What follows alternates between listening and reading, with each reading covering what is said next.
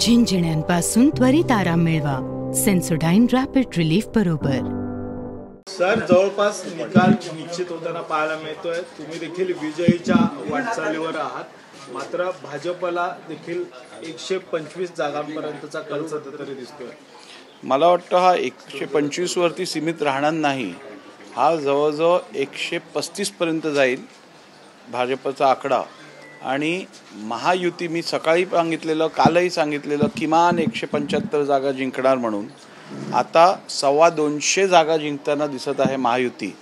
आणि त्यामुळे महाराष्ट्राच्या जनतेने एक प्रगतिशील, विकासात विश्वास ठेवणाऱ्या आणि लोकांची खरी सेवा करणाऱ्या सरकारला निवडून द्यायचं काम केलेलं आहे, परत निवडून द्यायचं काम केलेलं आहे. त्याबद्दल मी महाराष्ट्रातील जनतेचा मनापासून आभार मानतो. आणि त्या सर्वांनी जो कल दिला आहे, जो पाठिंबा दिला आहे, त्याबद्दल खरोखरच मी महाराष्ट्राच्या जनतेला प्रणाम करतो, वंदन करतो. अध्यक्ष आहात, महाराष्ट्राचे मुख्यमंत्री टेक्निकलरित्या किती दिवसामध्ये झाले पाहिजेत, काय तजवीज आहे? ही असेंब्ली 26 तारखेपर्यंत आहे.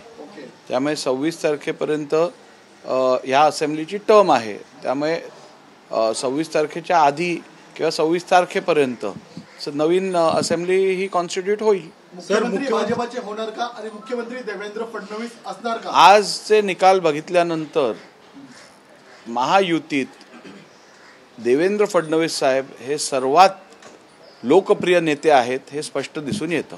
सर, पण याआधी सुद्धा 2 टर्ममध्ये भाजपने 100हून अधिक जागा जिंकलेल्या होत्या. पहिल्या टर्ममध्ये मुख्यमंत्री पद मिळालं, मात्र दुसऱ्या टर्ममध्ये कुठेतरी उद्धव ठाकरेंनी आपली साथ सोडली होती. बरोबर आहे, त्यावेळेची सर्वात मोठा पक्ष आहे, तर मग यावेळी तरी त्यावेळेला परिस्थिती वेगळी होती, आजची परिस्थिती वेगळी आहे. त्यामुळे परिस्थितीनुसार आणि सगळ्यांच्या भावना लक्षात ठेवून महायुतीतले नेते निर्णय घेतील अशी आमची आशा आहे. कार्यकर्ता म्हणून भाजपचे नेते म्हणून देवेंद्र फडणवीस मुख्यमंत्री व्हावेत अशी तुमची मागणी आहे? 100%. कोण? सर, संजय राऊत यांनी आता ट्विट केलेला आहे की हा निकाल जो आहे तो महाराष्ट्र जनतेला मान्य नाहीये. बॅलेट पेपरवरती तुम्हाला हिंमत असेल तर निवडणुका घेऊन दाखवा. 2019च्या लोकसभेच्या निवडणुकीत कशावरती मतदान झालं? EVM वरती झालं की बॅलेट पेपरवर झालं? संजय राऊतांची ही जुनी रड्याचा डाव खेळायची सवय आहे. आता बहुतेक त्यांना मातोश्रीचे पण दरवाजे बंद होणार आहेत. त्यामुळे अशा काहीतरी कारणं काढून स्वतःचा बचाव करायला ते बघत आहेत. भाजपमधून अनेक जण निवडणुकीच्या तोंडावरती सोडून गेलेले होते पक्ष. हर्षवर्धन पाटील सारखे दिग्गज नेते होते. पुन्हा दरवाजे त्यांना खुले होणार आहेत का?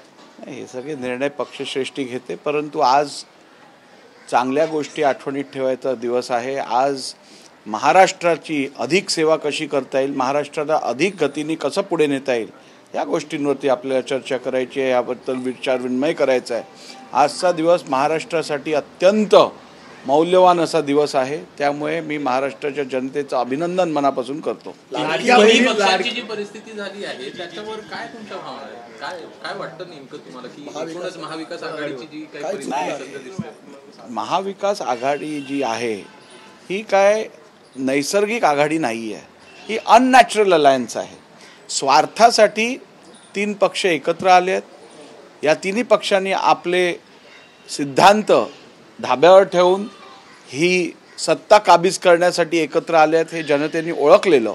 आणि म्हणून अशा अननॅचरल अलायन्सला, अनैसर्गिक आघाडीला जनतेने आपली जागा दाखवून दिली आहे. लाडक्या बहिणीच्या प्रेमामुळे कुठेतरी चाणक्यपद हे सिद्ध केलेलं आहे.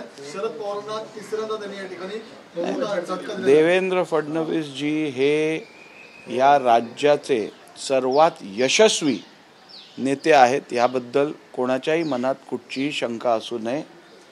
त्यांचं इलेक्शन मॅनेजमेंट असेल किंवा ॲडमिनिस्ट्रेटिव्ह स्किल्स असतील, हे अनपॅरलल्ड आहेत. याची तुलना कोणाशी करू शकत नाही आपण. आणि त्यामुळे अशा नेत्याची तुलना कोणाबरोबर जेव्हा करूच शकत नाही, त्यामुळे याबद्दल अजून काय म्हणावं. सर, महायुती सरकारमध्ये सातत्यानं फडणवीसांवरती विरोधकांनी हल्लाबोल केलेला होता. कुठेतरी महायुतीचा बोन जो आहे, मेन जो कणा आहे, तो तोडण्याचा प्रयत्न केलेला होता. मात्र यामध्ये कुठेतरी फडणवीस यशस्वी ठरले असं म्हणता येईल का? निश्चितपणे देवेंद्र फडणवीस साहेब हे भारतीय जनता पार्टी महाराष्ट्राचे सर्वोच्च नेते आहेत. आणि त्यांच्या नेतृत्वातच आम्ही सर्वजण ही निवडणूक लढलो आणि त्यांचं नेतृत्व कौशल्य आजच्या निकालातून स्पष्टपणे दिसून येतं. तुम्ही कुठल्या भूमिकेत आता नवीन सरकारमध्ये पुन्हा दिसणार आहात? जी भूमिका माझा पक्ष मला देईल ती भूमिका मी निभावणार. झिंझिण्यांपासून त्वरित आराम मिळवा सेन्सोडाइन रॅपिड रिलीफ बरोबर.